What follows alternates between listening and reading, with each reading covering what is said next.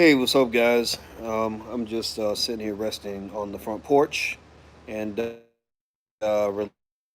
relaxing a little bit. And I want to say hello, welcome to Dr. Boyce TV, home for intelligent black people. So if you're not black and intelligent, you probably want to get the fuck out because this is not going to be a fun conversation for you.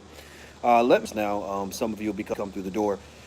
Chicago is about to receive a lot of federal intervention in what I perceive to be just a terrible problem. There is a real issue right now with violence. There's a 51% spike in the number of homicides in Chicago compared to this time last year. And the Trump administration feels that it's time to send in some troops, not troops, send in federal agents.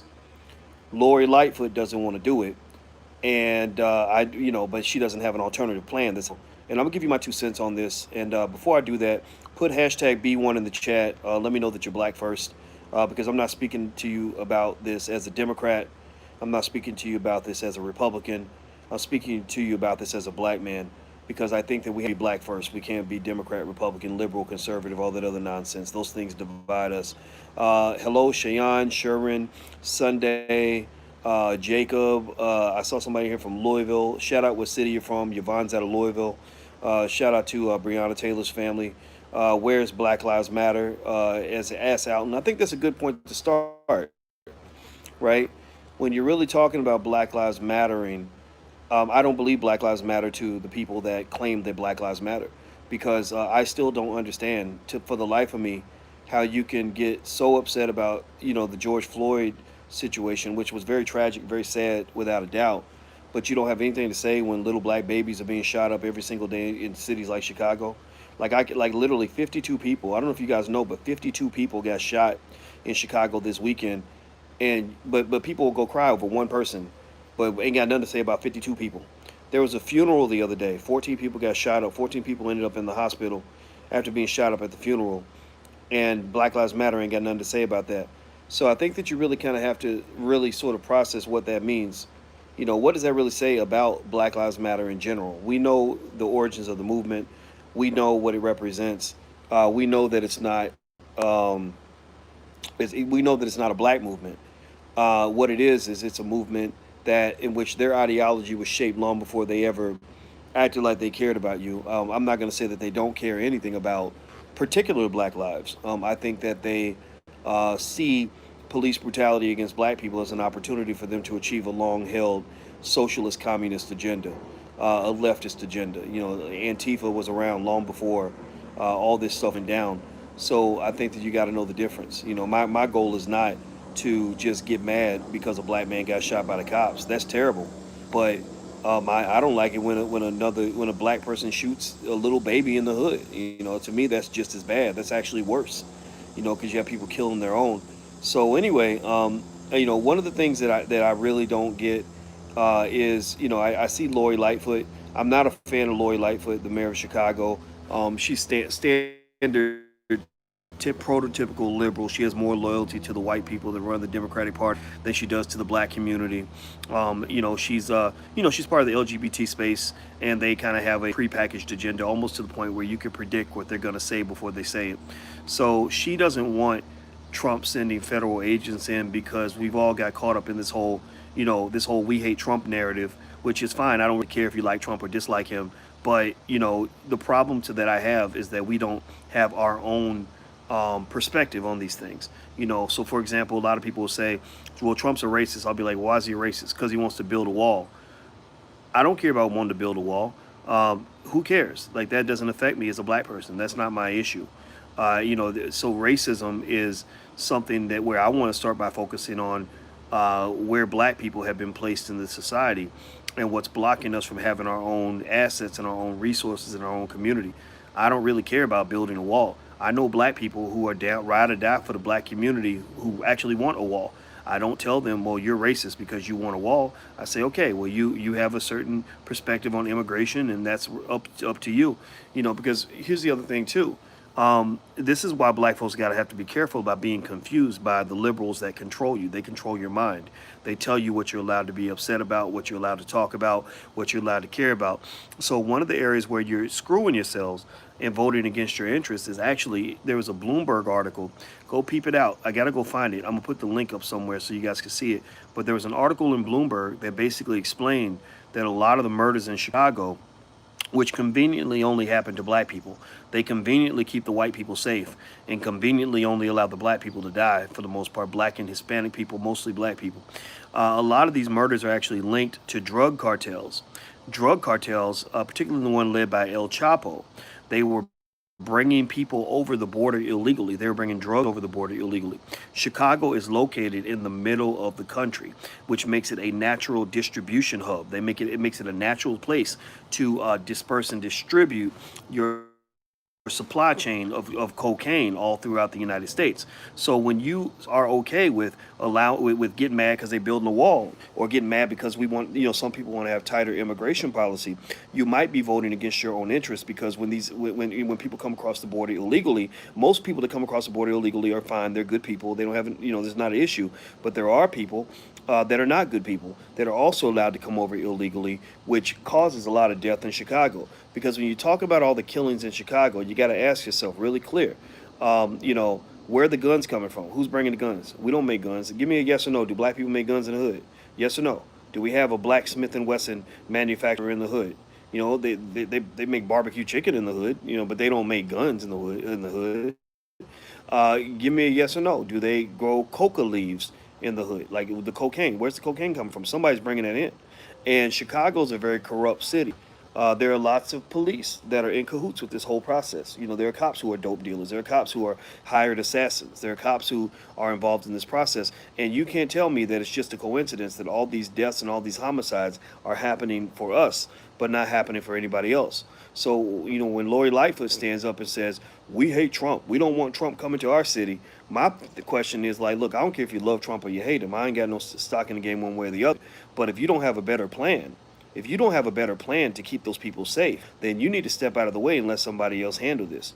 I am okay with the feds coming into the city if it reduces the murder rate in the hood. If black lives are going to be saved and protected because federal agents came down and sniffed out the real issue, right? Whether it means we got to, tighten up immigration or stop people from bringing drugs and guns into the community, I'm okay with that. Not that I trust the government, but I don't trust Lori Lightfoot, because Lori Lightfoot cares more about this socialist LGBT agenda and this Democratic Party agenda than she really cares about black people. She ain't nothing but a black face in a white place. She ain't nothing but a black face pursuing a white agenda. And I think that we have to know the difference in our community in terms of who's really down for us and who just looks like us. So I'm not saying that this makes her a bad person. I'm just saying that she's not my person. She's not my mayor. I don't have a lot in common with her. So stop telling me that she's like my black mama. Do anybody remember that? I mean, just talking about condescending stuff. Remember when they had all the some of the black female Democrats, and they were trying to get everybody on board with the Democratic agenda on COVID, and they were all like, "Don't you step 1 foot out that house! Don't you step 1 foot out that house!" Doing that whole neck swinging bullshit, like that stereotypical Aunt Jemima, like porch, so like black lady on the porch type bullshit. Like that really got on my nerves. That just really was like, it was insulting. It was condescending. It was basically their belief that we can control black people by using certain language, certain vernacular, certain stereotypical behavior, and black people will respond to that. I'm not one to go for that. If you want to approach me like an intelligent person. Approach me in a way that lets me know that you understand, that we understand what the issues are. Let me know that black people matter first, and that we're really trying to solve a problem. We're not just trying to pretend like we solved a problem. We're trying to do something that's real and not engage in more symbolism, because I'm just symbolized out. I don't really care if Lori Lightfoot keeps her job or doesn't keep her job. All I know is that since y'all started, think about this. This is what was so dumb to me. 1 minute they're up there telling you, don't you step 1 foot out that house, right? They're all jumping out telling you, don't leave the house because of COVID, right? Pay attention, right? Keisha Lance Bottoms, she's also owned by this Democratic Party. So 1 minute they're telling you not to leave the house no matter what. They're stepping out on your front porch is death. And people got mad at me because I was coming out saying actually stepping on your front porch is not death. You got to wear your mask, you got to socially distance, but you're probably not going to die because the odds of dying from COVID are about 1 in 2,700 people, right? So stop fear mongering, stop scaring people for profit, right? Stop scaring people to try to control them. Just tell them the truth so they can be cautious, but not run around in a fucking panic. So remember that first they was telling you don't go out your house because of COVID, right? Anybody remember that? Then the week or so later, when the George Floyd incident happens, and suddenly Black Lives Matter is all out in the streets, they ain't got nothing to say. They all down for you going out of the house. They all down for you being out in the streets. They all down for large crowds gathering. They're not the language that they were using before, like stay in the house or you're gonna die. Suddenly that shifts to well, we want people to have the right to protest and Black Lives Matter and we want. Blah, blah, blah. So I'm like, wait a minute, wait. First you're telling me that if I walk out my front porch I'm gonna die, and then next thing you're telling me that I need to go outside to be part of the protest. Then you're telling me to go back in after the protest is over. And then when the COVID levels start to spike because of the reopening, you're telling me that the COVID levels spiked because of the reopenings, but they didn't spike because of the protests. That somehow the protests had nothing to do with it. There was no COVID transferred at all anywhere during the protests, but it was all transferred because the red states wanted to reopen. Come on, man. Like you're playing a game with me. Like you're playing a game. And I'm not the smartest person on earth, but I'm not stupid. I'm not the dumbest person on earth. I know 2 plus 2 is always going to be 4, no matter what the Democratic Party tells me. And so what I would just encourage you guys to do is make your own decisions on this politics stuff. Just know they are trying to mind control you. I talked to a black woman today that I met in a business meeting, and one thing she thought was the smartest thing in the world is she said, "I do not watch the news anymore." She said, "I cannot watch it. I do not consume. I do not want to take in this fear mongering that they're putting out there. They're trying to scare me every day, and the reason they're trying to scare you is because fear is persuasive." Fear is very profitable. These news organizations need eyeballs in order to make their money. Their goal every day is to throw out COVID because they know that that is a ratings booster, and they will put those two people in. They will literally come out to you and give you, you know, all this scary information, but it's not real information, and it's all completely out of context. So I'm not saying that the information is not true. What I am saying is that it needs to be look, am I in danger? Am I not? They gave us a choice. They said, if you want to sign a waiver and send your child to school, you can. If you want to keep them at home, you can. We're choosing to let our kids go to school if they want to. We don't think they're going to die. We're not sitting around thinking, oh my God, we just sent them away to their death. No, because the odds of dying from the virus are very, very, very, very low. And most people don't understand that.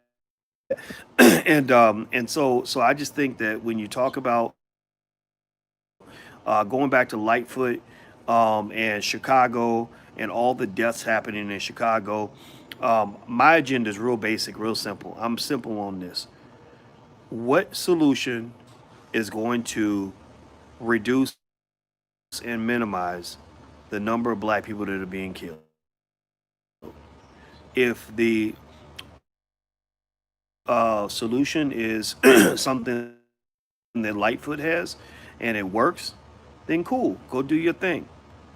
But if the solution is bringing federal agents to the city because you ain't doing your fucking job, because black people are dying at a higher rate now than they were before, I don't get behind some idea that if we eliminate cops and that if every cop is completely disabled from being able to do his job, that that's somehow going to create a better world. It's not. It's not. You're seeing more death because the police are probably feeling a little bit squeamish, feeling like they can't do anything right. And what's weird to me is that a lot of the people that say, I hate all cops, are the same people who are the first ones to call the cops when they're in trouble. So I don't understand how you can call the cops when you're in trouble, but you claim you hate all cops. Clearly you don't hate all cops because you want them to come to your house if somebody's in your house raping you or beating you or stealing. No, I'm not using the Wi-Fi. So anyway, guys, I'm gonna go. I'm gonna go. So thanks for listening. And Alicia's got this nasty soup that I gotta eat as part of my fast. So I'm gonna get on out of here. But thanks for listening to me. And I hope that you give me a yes or no if we can agree on one thing. Can we at least agree that the goal is to find truth and to allow common sense into the process? Can we at least agree that before we have unconditional loyalty to blue or red states, that we will do what matters for our community first? Like, just give me a yes or put a hashtag B1 in the chat if you will at least agree that we should search for information that will make our situation better, even if the idea comes from a Democrat, or if it comes from a Republican, or if it comes from somebody who's independent. I really want black people to win. I really want solutions. I'm tired of being a damn ping pong ball that is being flipped back and forth between the Democrats and Republicans. They did that. They did that to Vietnam during the Vietnam War. They do that to small countries around the world. Uh, and I don't want rage. That's why I'm annoyed. That's why I'm talking to you like this about this issue. Who wins elections and who gets their money? CNN's gonna make billions of dollars from scaring you half to death. Lori Lightfoot might win another election. Maybe Joe Biden wins an election. But at the end of the day, black people will still be screwed because you think it's